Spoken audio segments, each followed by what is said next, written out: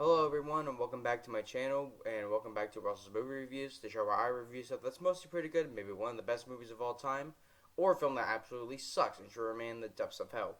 Now, last time we've obviously discussed Rocky Man, which was released in 2019, and ironically also had another film that is named the exact same thing, Rocky Man, yet it was released by Disney in like 1997 and it was a comedy. I'm pretty sure that none of you guys wanted to hear that, but sure, fucking throwing it out there anyway. Anyway, as I said in that video, I was going to start a little franchise after I was done reviewing Rocky Man, and that is the Karate Kid franchise. I've been meaning to talk about this series for a long time, and now with Season 5 of Cobra Kai coming out this September, in fact, September 9th, I believe, to Netflix, I thought, you know what? What would be a better time to start talking about the Karate Kid than now? So I will be uploading reviews of all 5 Karate Kid films, which will be, 1, 2, Part 2, Part 3, the next Karate Kid, and the remake. And then sometime in September, I will be uploading a video on my short thoughts of Season 5 of Cobra Kai. So do expect that sometime in September. But without further ado, let's get on with the review of the Karate Kid. Which was released on June 22nd in 1984 in the U.S. Now, my history with this film, it's pretty standard, really. I just found this. Well, actually, no, I got this along with the second film in a collector's box set for like $10 at Walmart. And these were the only two I had for the longest time until recently I got the 2-pack of Part 3 and the next Karate Kid. I still don't have the Jaden Smith Karate Kid on Blu-ray, but I do have a DVD collection somewhere of the Ralph Macchio trilogy and that one on DVD, which ironically also came with a digital code, so now I can watch that digitally. So, but anyway, I watched this. I think once where I initially got the box set. Another time, like a year after that, and obviously again for this review. And it still holds up to this day. Anyway, let's go over, the details and that. We'll get on to the legacy later and, obviously the corresponding films afterwards. So this was made with a budget of only $8 million. Domestically, it made about $90 million, and worldwide, I don't think it's been 100% confirmed yet, but from what I found, it made about $130 million. So this was technically classified as a sleeper hit, because it made money, it was successful, but it wasn't really recognized, like, it wasn't like, oh my god, it's the Karate Kid. It was like, people would, obviously review it, but then it would kind of just go on by, even though it was still making money. And this was directed by John G. Avildsen, who, if that is a familiar name to you all, that's because he directed the first Rocky film back in 1976 before he went on to direct The Karate Kid. Which, I think it's funny that 2 of the most popular sports films ever were directed by the same guy. At least their initial films, so I thought that was kind of funny. But unlike Rocky, this guy actually did return for the following films, Karate Kid 2 in 86, and Karate Kid 3 in 89, and I think he also did direct the next Karate Kid, which it's like, damn, I feel bad, because that was, it started off so good, and then it went into shit, but I'll get to that next week. But, yeah. So, but it's also like, he directed basically all of them into the 90s, whereas Rocky, he only directed the first one. And then it took him until like 1990 in order to direct Rocky 5, which many people consider to be the worst of the franchise. But we'll get to that series another time. But yeah. Let's go over that plot, shall we? So Daniel Larusso, played by the fantastic Ralph Macchio, moves to Southern California with his mother, Lucia. I'm probably butchering that so much. Played by Randy Heller. but quickly finds himself the target of a group of bullies who study karate at the Cobra Kai dojo. Fortunately, Daniel befriends Mr. Miyagi, played by the fantastic Pat Morita, an unassuming repairman who just happens to be a martial arts master himself. Miyagi takes Daniel under his wing, training him in a more compassionate form of karate, and preparing him to compete against the brutal Cobra Kai. So, yeah, it's your standard, I guess coming of age / sports movie where it's, new guy comes into town, gets the shit kicked out of him, but then finds, he finds, someone who knows karate and goes and gets teached karate or, something to go in order to defeat the bad guys. So, it's your standard typical, coming of age story. But surprisingly, this was one of the first movies that did it, and that's why it does work very, very well, because it's one of the first to do it, and thus it doesn't have many of the, cliche problems that I see other films with this, kind of same formula have, which is, kind of irritating sometimes. But, with this film, it's pretty good. I guess there's really... The film is shot in, surprisingly, a 1:5 to 1 aspect ratio, which... It doesn't really bother me, per se, but it still kind of confuses me, like, what was the point? I mean, I get that Rocky, that he also directed, was shot in the 1:5 aspect ratio. But it's still, like, could it have worked in the CinemaScope format? And to be honestly, I don't think it would. Yeah, you would have had a wider frame, but it would have probably lost that same aesthetic charm that this really does have. Let's go over the cast. So we have the main character himself, Daniel Larusso, played by Ralph Macchio, and he does great with the character of Daniel, where he does accurately play a kid who is unwilling to move to a new area, and once he does, he gets picked on, he gets kind of shoved off to the side and doesn't really like the area, and he pulls that side very, very well. And obviously he does come around to the area a bit, as well as some of the folks around it. And also someone else did mention this. I think it was the Nostalgia Critic, who did mention that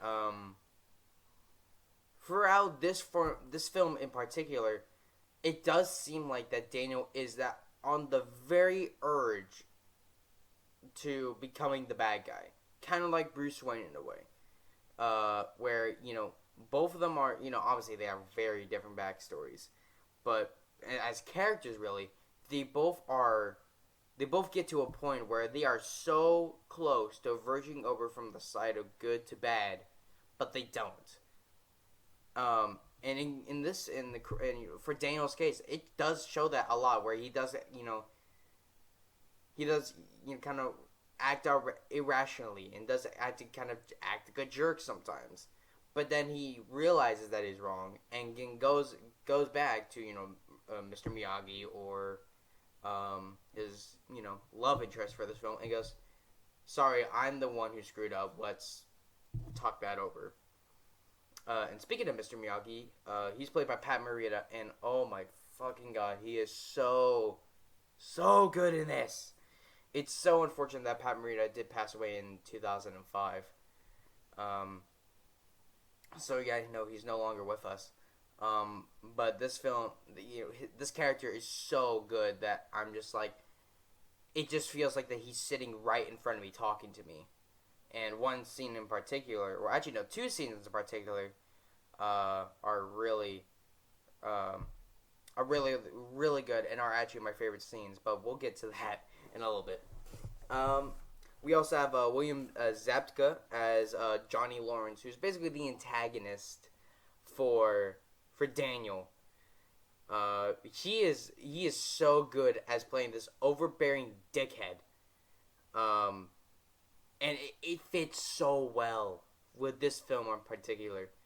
Obviously he would go to start. You have a little cameo role in the next film. And then he technically does appear in the third one, but it's more just of the recap footage. And then he obviously does make a bigger return in the TV series Cobra Kai, which I do plan on making an entire history video on at some point. But I don't have an exact date on that yet, but do expect at some point, hopefully, a history video on the entire Cobra Kai series. So yeah. But, in this film, he does great with, playing that overbearing dickhead bully high school student that everyone at some point has encountered. And if you didn't encounter one of them, you were probably the high school bully. But anyway, we have Elizabeth Shue as Allie Mills. She does great with the character as a love interest for Daniel. She is technically for a good chunk of the movie, she is the boyfriend of Johnny. But obviously Daniel falls for her, and she starts to fall for him as well. Since she starts to realize, well, I know I think by the time that we meet with her, in this film, she already knows that his boyfriend is a dick. So, it's like, it's surprising that you haven't dumped him earlier, but, by the time that Daniel comes in, she's like, okay, now this is actually a person I can have a long-term relationship with. And then they start hanging out more, and they do start to become a relationship, like a couple. It's too bad what they did with her in the sequel, but we'll get to that later. We have Martin Cove as John Crease, who is really the main antagonist in the movie. But yeah, like, Johnny Lawrence is the antagonist for Daniel, but it's just like, he's more of the victim to the main villain, which is John Crease. And holy shit, this guy is awesome. Yeah, he's an overbearing dickhead, but that's why I love him. He's so much a dick, and crazy, and cynical, and douchebag, that it's funny. And that's what makes this character work. It's the fact that he can, go from being, like, a dick, but, like, joking dick, to, like, dead-on serious fucking dictator. And you're just like, holy shit, like, this is funny. So, yeah, no. Love John Crease. We have Randy Heller as, again, I'm probably going to butcher this, but Lucia Larusso, which is basically the mother of Daniel. She does great in the role. Really does pull off the sometimes overprotective but very caring mother figure for Daniel, and it does really work. We have Tommy, played by Rob Garrison, who really doesn't do much for me in this film. But I would obviously, for me personally, I know him more from the Cobra Kai episode that he appeared in season 1 or 2, I want to say. But yeah, in this film, he does seem like, yeah, he's one of the Cobra Kai students, so he's obviously going to initially act like a dick. But as the film goes on, there are certain points where he's like, yo, have we taken this a little too far? Like, the one scene I can immediately think about is when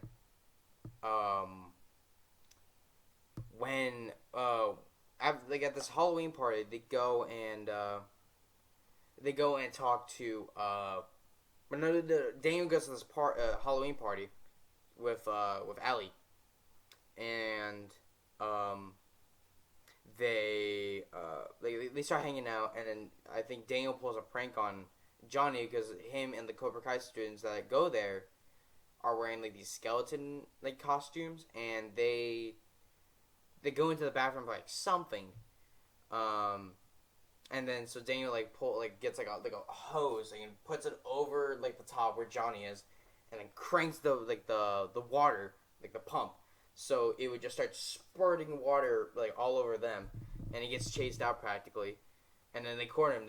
Johnny starts beating the shit out of him, and I think it is Tommy that like stops and he's like, "Yo, like stop! Like we're gonna kill this fucking kid." And he's like, "Well, you're not the fucking leader, so you can go. You're not the leader, so you can back off. It's my call. I say we beat this kid up, basically." And then that's when we really get the first. I mean, yeah, we obviously got introduced to Mr. Miyagi before this because I think the sink in their apartment was broken and Dan went to go and get the repairman, which was Miyagi. But this is really the first time that we see Miyagi's martial arts skills in full action, when he single-handedly defeats all of the Cobra Kai students within a matter of 30 seconds. And it's like, jeez. So yeah, like Tommy just seems like, I think he is the one person obviously like some of the other kids are like, yo, like tone it down a bit. But I think Tommy was like the main like what was like one of the one of the group that had a name really, and like actually had like a little bit of prominence in the plot. That was like, yo, tone it back a bit, dude. Like we're gonna kill this kid. And the only real cast member I have left on here is really just like a funny cameo kind of thing. The fight choreographer for this film was Pat Johnson, who did several films before and after this, and was obviously a well-trained martial artist and karate expert. And he gets a cameo in this film as the referee during the tournament, like when you get in like the trials of like all the main characters, you get you're kind of between like Daniel and stuff, and the referee is sometimes Pat Johnson. He's basically like the white guy with the mustache, that's way fuller than mine. But yeah, but yeah, that really does it for the characters. But let's talk about the my favorite scenes throughout the film, because there are two that come to mind, and actually one of them I actually do have a fun fact about, so I'll mention it when I go over it. So I'll just do that one first. So the one scene when I think it's it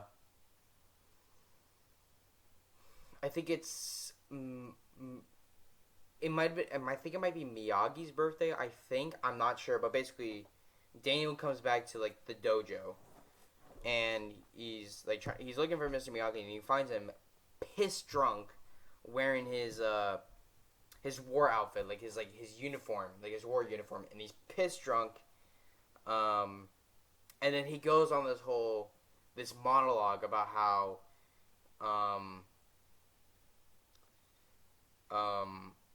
like how he was in the war, and basically how he was in the war, and his wife back home was pregnant, and he felt so excited for having a baby. Then she goes into the labor. They start trying to get the baby out, and both died in which she died in labor, and I think the baby died slowly after, shortly after that. So basically Miyagi's been alone this entire time, and now Daniel and his mother have been now the only family that he's gotten in the last few years. And it's a really touching moment that really brings out Miyagi's character a lot, and really does show us a different side of him that we never see before, because he's always so laid back and just chilling, and helping Daniel train and stuff. But then we get to see this side of him that we don't see, and it's really kind of sad and lonely. And then that's kind of the turning point for Daniel, where he's like, wow, this is actually, he's a lot more like lonely than I thought he was, and it's really kind of sad. And what made it kind of even worse is that the studio, and this goes into the fun fact, the studio wanted to cut this scene out. They felt that this scene kind of slowed the pacing down to a crawl, and they was like, no, cut it. We need to keep the pace going. And John Avildsen was like, no, we have to keep the scene in. This is an important part of Miyagi's character, and to cut it would just mean like ruining the character in general. So they kept it in, and it worked. I think even later on he said that he thinks that this is the scene that got Pat Morita his Oscar nomination. Because yes, he was nominated for, I think, Best Supporting Actor in this film. So it was like, holy shit. But yeah, this scene really does work. And the other scene that I think really works, and is my other favorite scene in the film, is when it's Daniel's birthday and they are celebrating it at the dojo, and I think he gives him the karate gi that he uses at the tournament. I think one other thing, and then they take him out. He takes him out to like the front area of the dojo, which has all these these old cars, and he's like, pick one, and Daniel's like, no, you don't need to do that, and he's like, no, like seriously, pick one, and he finally picks the yellow car, which is kind of iconic a bit because we see it in he drives around in this film, the second film. I don't know about the third one, and then we see it again in Cobra Kai, quite prominently actually. But yeah, no, like this is a real bonding of their friendship, because this really makes Dane kind of trust him and makes him really see him as like at least a father figure to him. Because I don't think they ever say what happened to his dad in the film. I could be totally wrong about that. But as far as I know, I think they only... Yeah, I don't think they really mention it. So yeah. But yeah, no, those two scenes really kind of encapsulate Daniel's and Miyagi's friendship and relationship in those two scenes alone, and I think it's fucking great. The other fun fact I have is actually kind of a funny one to think about, but in the opening scene when after Daniel and his mother have packed all their stuff in the Cadillac, I think, they start driving away, and there's these kids that like chase them down, like, oh, bye. The funny thing about that is those kids weren't a part of the movie. They just kept on running because they were filming in a local neighborhood, and they couldn't. I think because of the low budget, they couldn't really get. They couldn't really do anything about it. So these kids kept on walking up to to the crew and like started bugging them and annoying them. During the shot, and it got to the point where John Avildsen was just like, what, screw it, and he's like, he basically said, okay, we'll let you in the movie, but just don't bother the crew afterwards. And they're like, all right. And then they got that kind of iconic shot of the guy like driving away, like away from the camera, and the kids are running after it, and then you get the title cut of the Karate Kid. So I think that was kind of funny. And yeah, I think that's pretty much about it. And then the music. Oh God, the music is so good. It's the music was composed by Bill Conti, who also did the scores for all of the Rocky films except for Rocky IV, which I think was done by Vince DiCola. He also did the scores for For Your Eyes Only, which is the James Bond film from 81, I want to say, and some other films as well. But really, Rocky, the Rocky films, the Karate Kid films, and For Your Eyes Only are really what I associate Bill Conti with. And the score for this film is so fucking good. It's just like, I think they even I forgot what the guy's name was, but they got a guy to do the pan flute playing, and it's so good. Um, Now the soundtrack releases for all of these films have been a little rocky. Let's just say, I think obviously because this was an '80s film, it had pop songs in it, and there was a pop album that got released that coincided with the film's release. I think they only had like a couple tracks from Conti's score, but the rest of it was like pop songs. It wasn't until like 2010, I want to say, when they actually I think right when these Blu-rays came out. Yeah, right when these like Blu-rays came out, for 1 and 2, they released a CD box set of all of the soundtracks that he did. So one through like the Ralph Macchio trilogy and the next Karate Kid. That eventually, obviously, since that was the first time that these soundtracks, the scores for all these films got released, it sold out very fucking quickly. They eventually did get I think the original trilogy got re-released, the soundtracks, in 2012, but those were limited to like 5,000 copies each, and of course, again, they sold out. Although recently, the last year or so, La La Land Records have released expanded and remastered versions of all of the tracks and of all the scores, and I think even they went for the original like a 20th or 25th anniversary edition. But yeah, all 4 Conti scores for the Karate Kid films have now been remastered and are currently available now on La La Land Records for about $20 to $30. So you can practically get all of them now. Digitally, I don't know. I think the original '84 release is up on like iTunes and YouTube Music and stuff like that. But the actual film scores, I'm not sure about. I don't think they are. So if you want to listen to the film scores, you're probably gonna have to get them. You get the CD releases, or try and figure out someone who's uploaded the entire scores to like YouTube and stuff like that.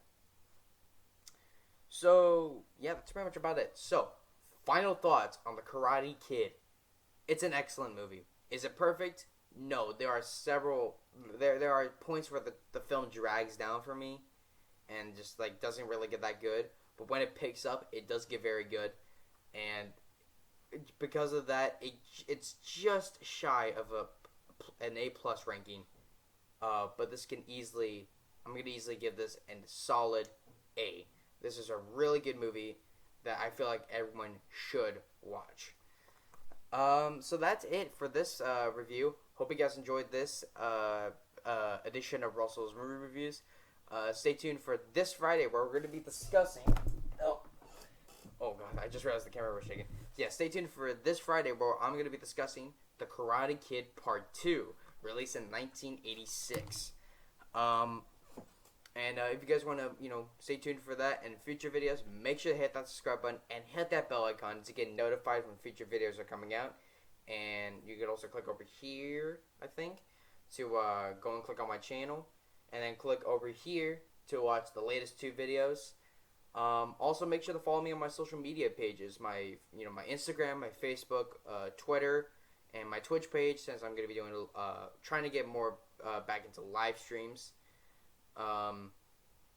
And yeah, that's pretty much about it. So stay tuned for this Friday, where I'm going to be discussing The Karate Kid Part 2, released in 1986. Live long and prosper. Hey up.